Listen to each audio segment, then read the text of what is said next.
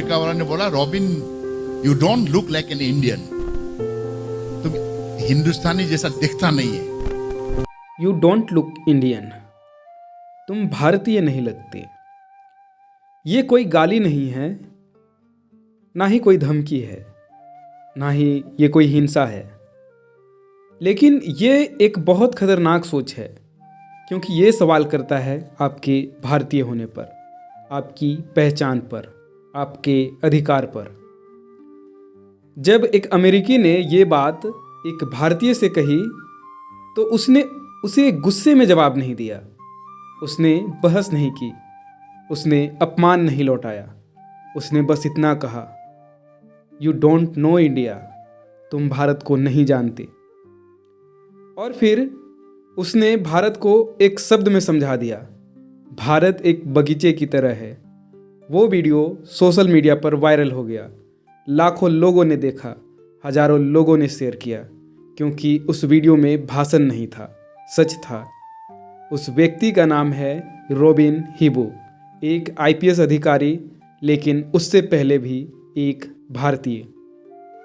तो मैं उनको कहता था, आप you do not know India, आप हमारे हिंदुस्तान को नहीं जानते। हमारा हिंदुस्तान एक बगीचा की तरह है। मेरे जैसे छोटे आंख नागालैंड से, अरुणाचल से, सिक्किम से, पगड़ी बांधने वाला बोले सोनियाल सत श्री अकाल पंजाबी है, ताऊ जी हरियाणा से, लुंगी फैन के वनक्कम तमिलनाडु से।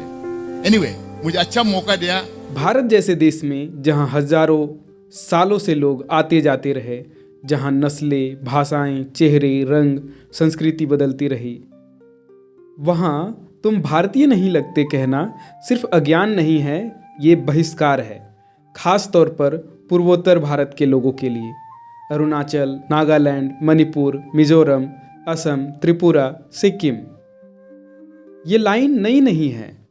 ट्रेन में, हॉस्टल में, कॉलेज में, ऑफिस में बार बार यही सवाल, कहाँ से हो, असली में कहाँ से हो, चाइनीज हो, नेपाली हो।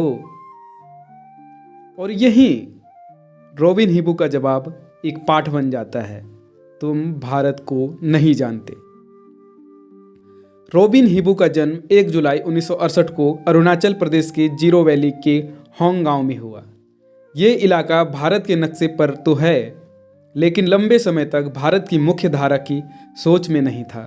रॉबिन हिबू आपातानी जनजाति से आते हैं, एक ऐसा समुदाय जो प्रकृति के साथ जीता है, सामूहिक जीवन को महत्व देता है और सादगी को ताकत मानता है। उनका बचपन सुविधाओं से भरा नहीं था, ना महंगे स्कूल, ना कोचिंग, ना संपर्क, लेकिन था अनुशासन, मेहनत और शिक्षा में विश्वास।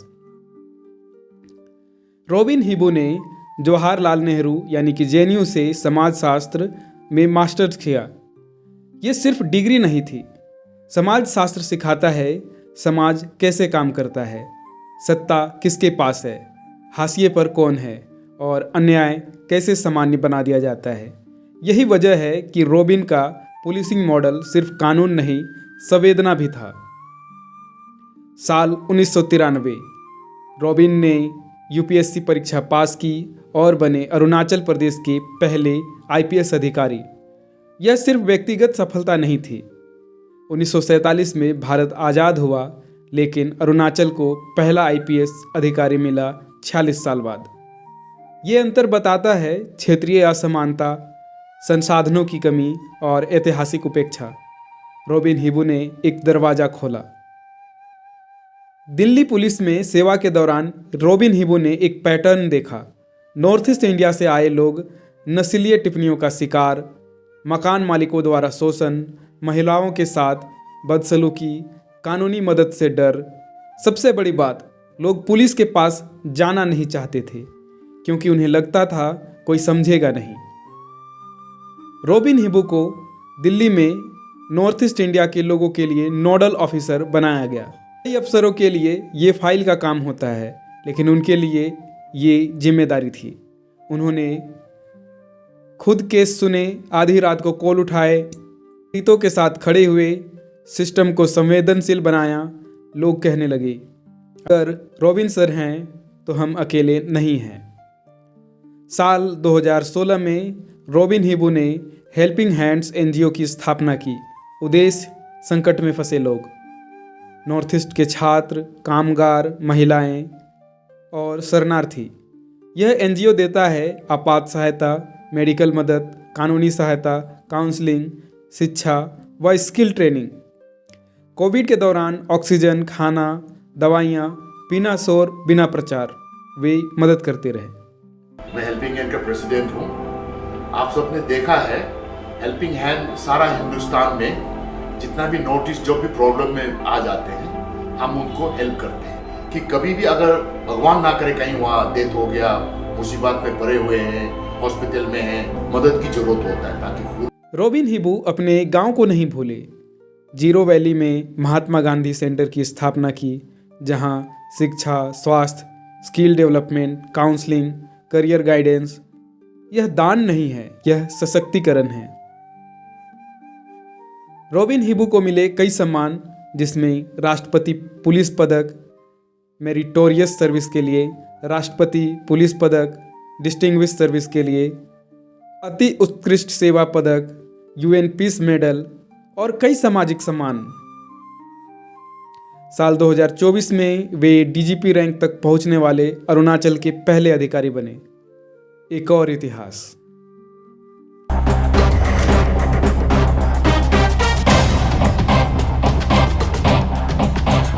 Independence Day 2017. Joint Commissioner of Police R.P. Dhawan, Sri Robin Hibu.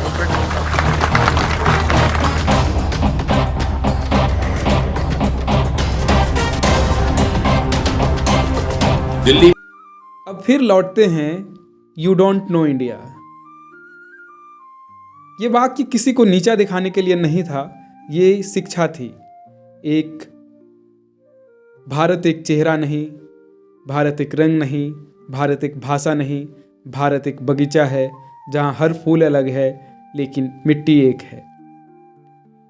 अगर कोई आपसे कहे तुम भारतीय नहीं लगते, तो याद रखिए, भारत दिखता नहीं है, भारत समझा जाता है।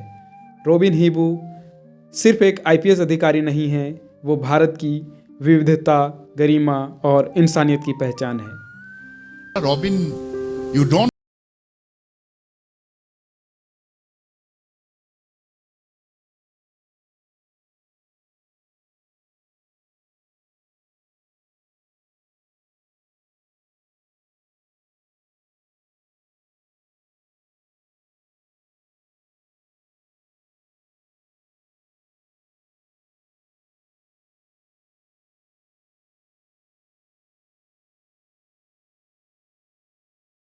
कम तमिलनाडु से।